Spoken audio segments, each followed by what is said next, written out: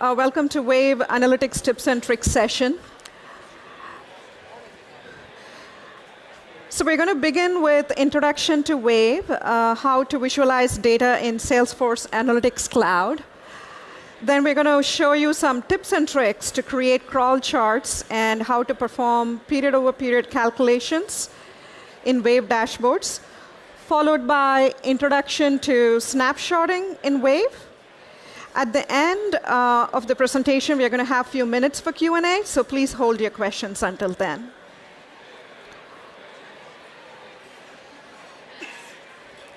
So who are we? For those of you who don't know Appirio, we are a cloud solution provider, providing actionable strategy. We implement and integrate the right integration technologies, provide change enablement, and build custom mobile application developments and support to help our customers accelerate their cloud adoption on Salesforce, Workday, and Google platforms.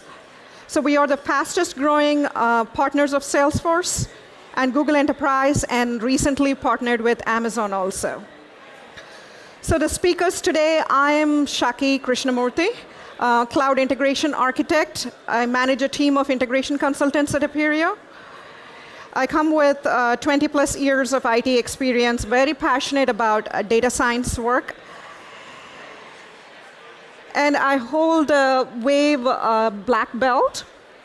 In my free time, away from work and raising two beautiful daughters, I like to paint, love traveling around the world and listening to music. With me, I have Dave Dixon. He's a principal consultant at Appirio. Dave comes with strong Salesforce background, 20 plus years of IT experience, and he's our expert in Wave. He has architected and delivered BI solutions to major clients. He's a father of three, and their pound pup, her name is Shelby. In his spare time, Dave enjoys kayaking, go fishing, and exploring. So just wanted to make a quick note here. Dave and I, this is our 4th Salesforce Conference as speakers. And we need to say every time we present here, share our experience and knowledge in these forums, we end up gaining much more than we offer here. So before I begin a safe harbor statement, just a quick note, we are required to say this. When considering future developments, whether it is by us or other solution providers, you should always base your purchasing decisions on the products that's currently available from Salesforce today. So with that, let's get started. How many of you here have used Wave or using Wave? Wow, that's quite a number. So our session has assumption that you're familiar with Wave or at least with some BI tool. So Wave, as most of you know, is the Salesforce Advanced Analytics tool. It is on the Salesforce native platform. It helps you transform the way you explore data, find answers, and take actions. And it's also designed as mobile first, which means that it's optimized for tablet, phone, and watch, helping end users have insightful information about their business data anytime, anywhere. Some key features of Wave that I would like to call out is the ability to pre-aggregate the data. It stores the data at the granular level, so you can aggregate at runtime. It provides interactive dashboard, actionable analytics. What I mean by that is from Salesforce, you can log a task, or you can open a record, opportunity record, to Salesforce or any external system records from Wave dashboard itself. It also has the ability to embed your dashboards in page layouts. You can bring data from external system, augment the external data sources with Salesforce data, and perform ad hoc data analysis. And if I have to say a few words about the performance, the rendering is pretty fast. It can render millions of records fast on your dashboard. So this session particularly, it's about how to visualize your data through time, right? So let's see how to travel through time to visualize data in Wave. There are a number of standard out-of-the-box options available in Wave. You can use the vertical bar or the stack bar, where you're grouping the data by month or week. You can use the calendar heat map. This will show you what days of the week things are occurring the most, for example.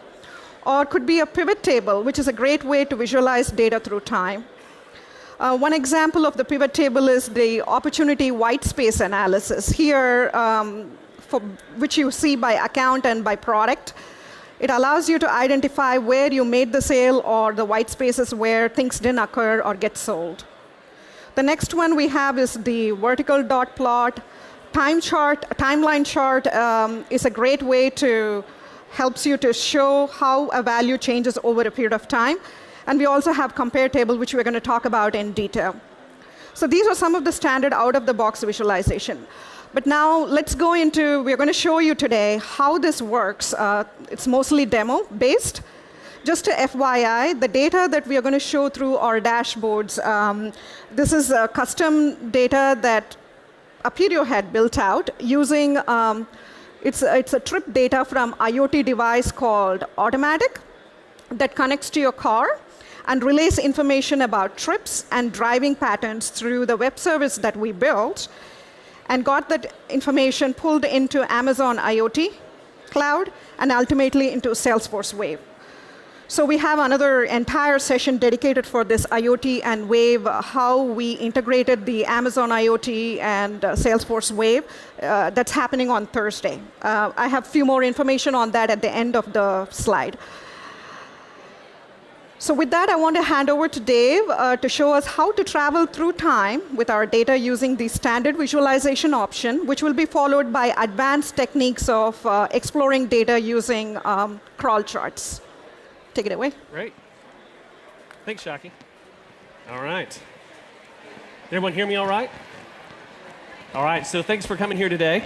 So as Shaki had mentioned, we're going to walk through these use cases, sort of these patterns on how you can use Wave to visualize data through time. This data is really all about trip data. So we've actually have a fleet of vehicles, about 20 or so vehicles that have automatic devices associated with them, attached to them. It sends this information in via webhooks, via web services, which we then have fed into Wave to create our Wave data sets. So the data you're looking at today is real data in terms of this trip data that we've collected from Appirians over the course of the summer. So we created a dashboard with that data. It's really a collection of visualizations, a collection of widgets. And we're going to walk through some of these today and talk about how they're made. One of the great things about Wave is that you can actually do quite a bit without having to write any code. So you can do things with clicks without not have to use code, as the saying is. So let's talk through that and walk through some of these cases. So the first thing I want to do is open up a data set. And this is my data set that's got my data in it from Wave. And the first visualization we're going to talk about is just using a simple bar chart, right? So first thing we're going to do is pick our measure that we're interested in. In this case, I'm interested in miles traveled. And then we're going to select our grouping. And in this case, because we're wanting to visualize the data through time, we're going to come down here to our event start date. And we're going to select year and month. And boom, right there, with just a couple of clicks, we can see how many miles our fleet has traveled in each month. So I'm going to actually switch and change this to a column or bar chart. And maybe we want to ask some additional questions, like maybe we want to know more about who was driving those miles. So one of the pieces of data that we've actually collected was gender. So I could add gender to the mix, and now I get a feel for if more miles are being logged by the men or the women of our fleet. But I'm actually going to change this to a stacked bar chart, just because I think it's a little bit more useful visualization. So with just a few clicks, we've rendered that data in a couple of different ways to be able to see who was logging the miles and what months we were logging those miles in. So let's talk about our next visualization, which is a calendar heat map. So I'm actually going to change my groupings here a little bit.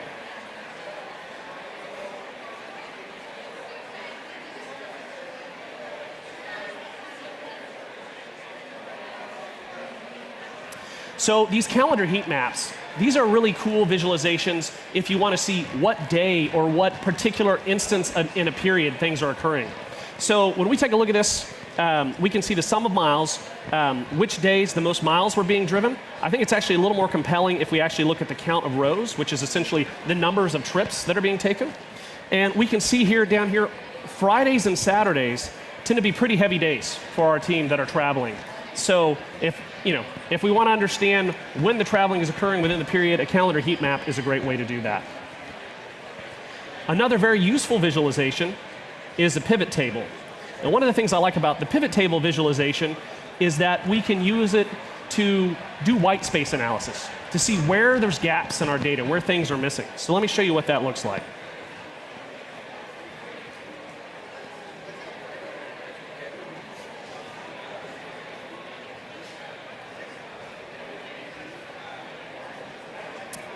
So with just a couple more clicks, we've now created a pivot data view of our table. Or, I'm sorry, a pivot table view of our data.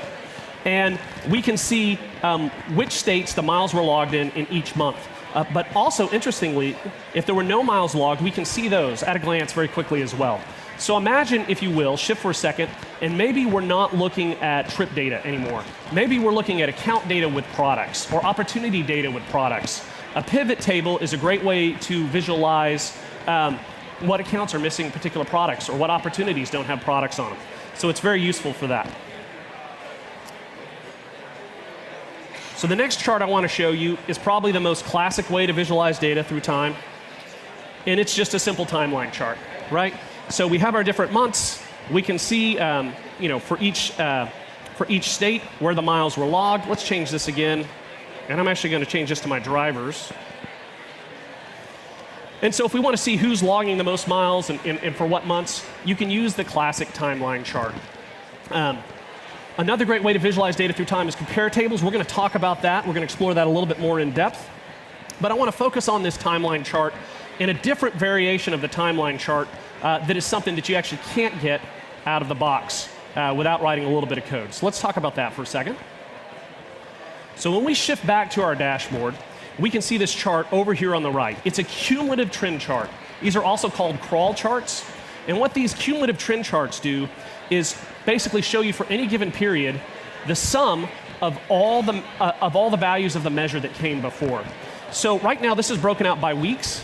And when we look at, say, week 27, the values that we're getting for a measure there are from, week 37, and all the weeks that preceded it in our data.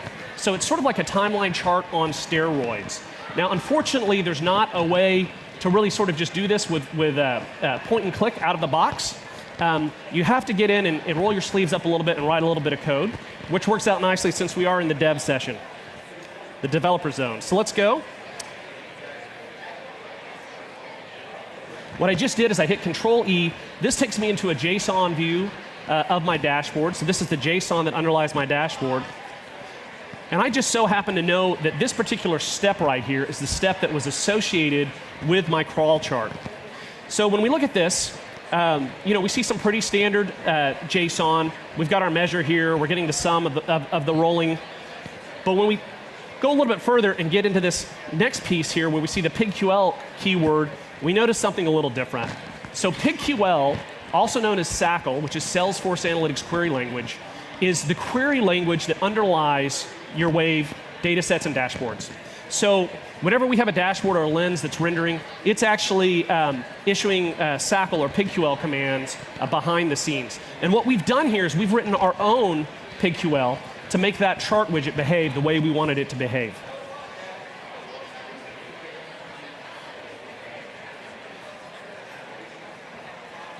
So let's talk about that PigQL for that crawl chart. So when we look at this PigQL, we see some things that are pretty standard, right? So we have a load statement that's saying, hey, load the data up. We've got some filter statements here, right? Pretty standard stuff. We're wanting it to be, only look at whatever usernames we selected in the list box above. We're only looking for event types of trips. We're grouping that data by the year, the week, the username. All standard PigQL stuff you see all the time. But when we get down here into the for each statement, where we're doing our projection, where we're saying what data we want to display, this is where things change a little bit. So we're using what's called a window function. So another name for these window functions, you might have heard them called over partition bys if you're a SQL Server user. And with this window function, we can do some things that aren't out of the box capable, or not out of the box, that you can't do with just clicks with Wave. You've got to write a little code for it. So one of the things we can do is create these crawl charts that I'm going to talk about. Another is we can do period over period calculations. There's really a lot of capability and flexibility with these window functions or over partition by functions.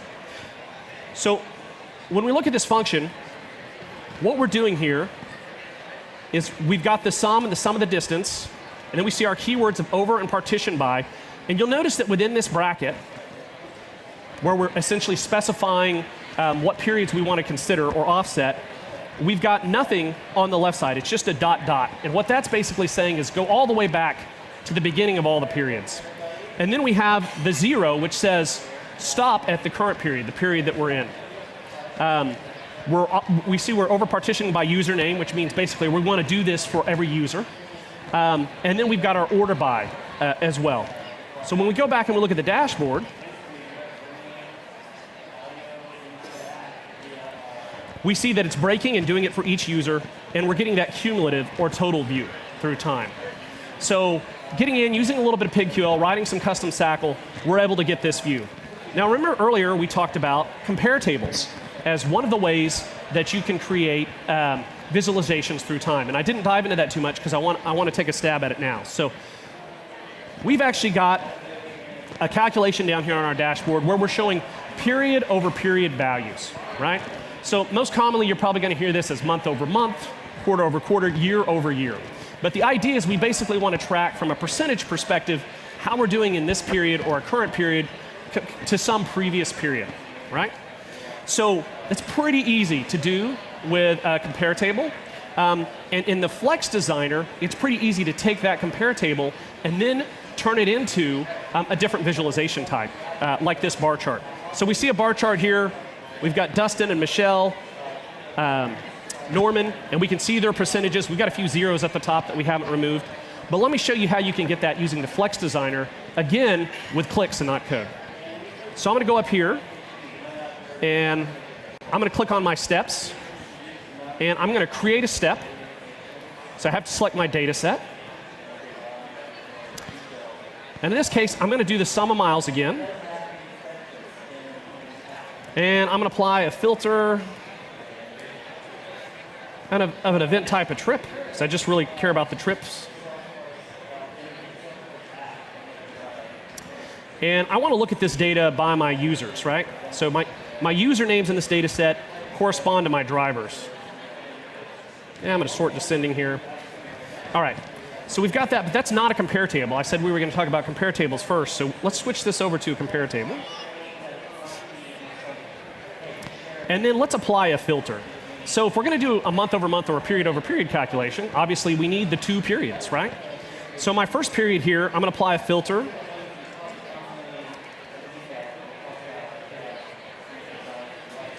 And I'm going to go back 2 months. So the reason I'm going back 2 full months is I want to get full months worth of data so we have a better comparison. Oh, first I'm going to select my months relative date by filter here. And then we're going to go back 2 months ago. So that's good. And just to keep it clear, let's rename this. And we're going to say 2 months ago. All right, so now I need last month as well, right? So I just add a column. Just change that month filter.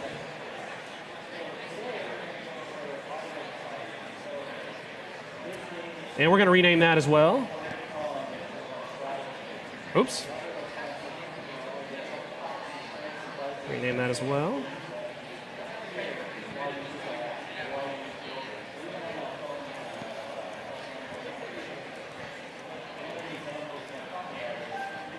All right, so that's our last month.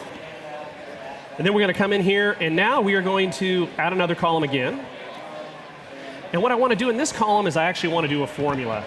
So I don't consider formulas code, really. So we're still doing this with clicks out code, without code, technically. So I'm going to change this to a percentage. And what I'm going to do is I'm going to divide the last month, which is our column B, by column A. Gives me my percentage. And let's rename that. And I'm going to call this MOM. Not because I love my mother, although I do, but because we want month over month. That's what we're showing here. So now I can save this visualization. And because I'm in the Flex Designer, something very nice happens. It gives me the option to say, hey, what do you want to show, right? I don't really want to show my last month or my 2 months ago. All I want to show is that month over month calculation. So I'm going to hit save. And then I'm going to come down here and edit this. And let me change this. I'm going to make this, there we go, a bar chart. So right there, we've gone in, again, clicks, not code. We're able to get our month over month calculations. This works for quarter over quarter, year over year, what have you, whenever you want to do a period over period calculation. However, this functionality, unfortunately, doesn't work like this in the classic dashboard designer. So maybe you've built some classic dashboards, or just because you want that sort of fine tuning of formatting capability you get with the classic dashboard designer, you're not using the Flex dashboard designer. Fear not, because we can achieve the same thing with our handy dandy over partition by or our window function. So let's take a look at what that code would look like.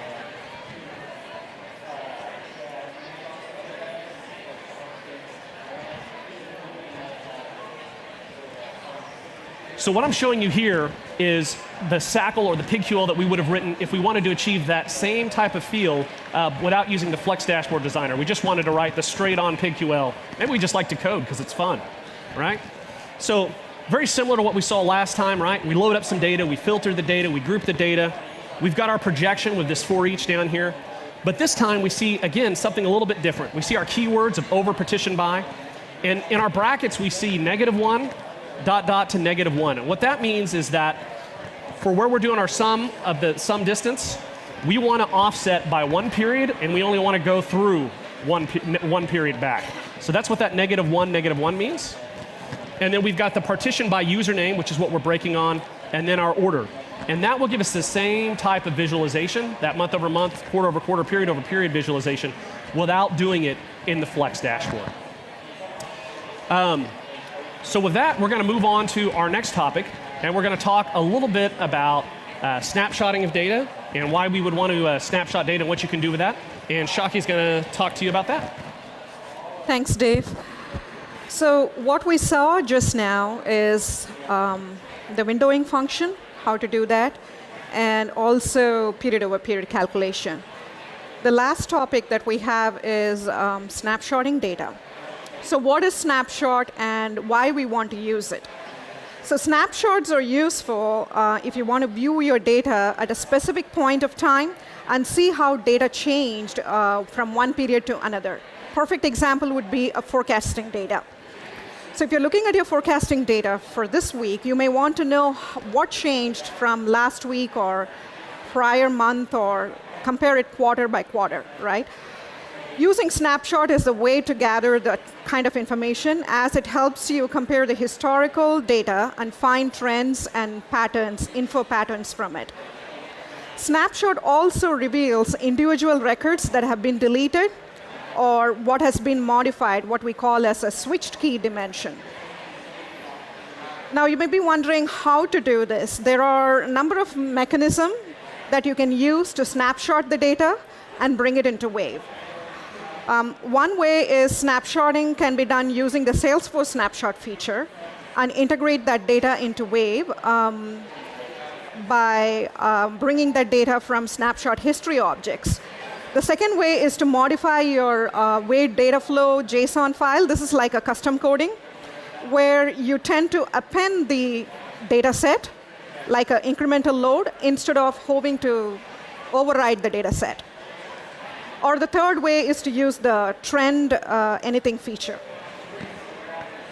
So in this instance, we're going to talk about custom snapshotted data in our demo, where data is already preserved or persisted, so we can look at a point of time and compare the data over time. So the best way is going to be through demo. So once again, Dave is going to show us that. Thanks, Shaki. All right. So I'm going to go back over here, and I'm going to open up a different dashboard. Now, this dashboard that I'm showing you is not built on trip data. It's some other data that we've got mocked up. And it's really to basically present a very common use case we see around snapshot data, which is around forecasting. And so, you know, when we looked before, we saw all these great visualizations that showed us how data trended through time. And it worked pretty good because that automatic data we were bringing in, a record gets inserted, but it's not really getting updated, right? So what if we want to ask the question, or answer the question rather, how did the world look a week ago, a month ago? What did we think the state of reality was a week ago, a month ago, right? That's when snapshots start to become handy. Snapshots allow you to reveal and show things like what data got deleted.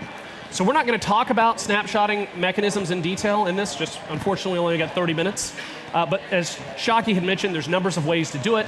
You can use ETL tools to do it. You can write a little bit of custom JSON for your data flows to do it. You can have other mechanisms to create your snapshots. But I did want to talk about the kind of visibility or really discovery you can do with that snapshot data. So in this dashboard, we're pretending this is forecast data in our dashboard. We can come up here, we can select different weeks of data to update our dashboard. But the way this dashboard works is we've actually created a little bit of custom PigQL for these visualizations that show us a couple of things quickly at a glance. It shows us what the state of the world was in the preceding period for the date that we've selected. It shows us how things have changed and where we're at now. And so what you can see in this visualization, if you look at this, we have our total donut, and what the total size of the donut really represents is how the world looked in a previous period, right? The period immediately before this snapshot period. And what we can see here is in the orange is what's changed, right? So what changed from the last period? And then the blue is how do things stand today? So with this visualization, we're able to quickly go in and say, all right, our Asian Pacific region looks like something's going on there. We see that there's a pretty significant change from our prior period, right? We did essentially the same thing over here. We just wanted to show you that you could use a different visualization method. You could use a bar chart instead of donuts if you wanted. And so we can see, again, Americas has got a big change from the previous period. Our current, we're only sitting at 26 million. Begs the question, what happened? So snapshotting has a lot of different use cases, but one of the really common ones is forecasting. Different mechanisms you can use to snapshot, and then you can create visualizations like this using PigQL, similar to what we did before, to basically show how things are changing from one period to another. So we're coming up on time, and I want to make sure that we have some time for questions. And so I'm just going to do a quick wrap and then hand it over to Shaki, just a real quick revision of what we've learned today, right? So we learned there's all kinds of out-of-the-box functionality with Wave. You can do tons of stuff with just clicks without having to write code. We learned you can extend those out-of-the-box functionalities even further if you're willing to roll up your sleeves a little bit, write some PigQL, some SACL. And we learned about the power of snapshots and why snapshotting is useful as a concept or a paradigm, potentially for your organization, especially around forecasts. So with that, I'll hand it back to Shaki to close us out. Thank you, Dave. Could we go back to the slide? Yeah, I can. I missed my cue on the presentation, sorry. No worries. So tons of information in 25 minutes. We want to leave you with some resources here. There is a lot of Trailhead modules on Wave. Take a look at that. Help documents. Dave covered SACL. You saw some SACL code and PigQL and all that. There is a good reference guide there. Check out Appirio blog. Make sure to visit us at 419 at Moscone South. We have our booth there. And the data that you saw, like I mentioned, it is IoT data. So Appirio has an IoT presentation on Thursday. Check us out. It's at 9 a.m. at Marriott Marquis. It's about making your fleet smarter with IoT and Wave analytics. It's a pretty interesting one. So like I said, covered a lot. It's like drinking from a hosts. We'll open it up for questions if you have any. Do we have any questions?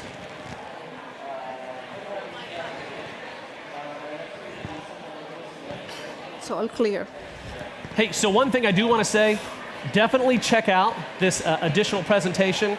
If you have any interest in web services or Internet of Things, or how you can combine multiple functionalities from multiple different clouds, it's going to be a fantastic presentation on Thursday that two of our colleagues are doing. So if there's no questions, we'll hang around here for a few minutes till the next speaker has to come up. But thank you, everyone, for your time today, and thanks for listening to us. Thank you.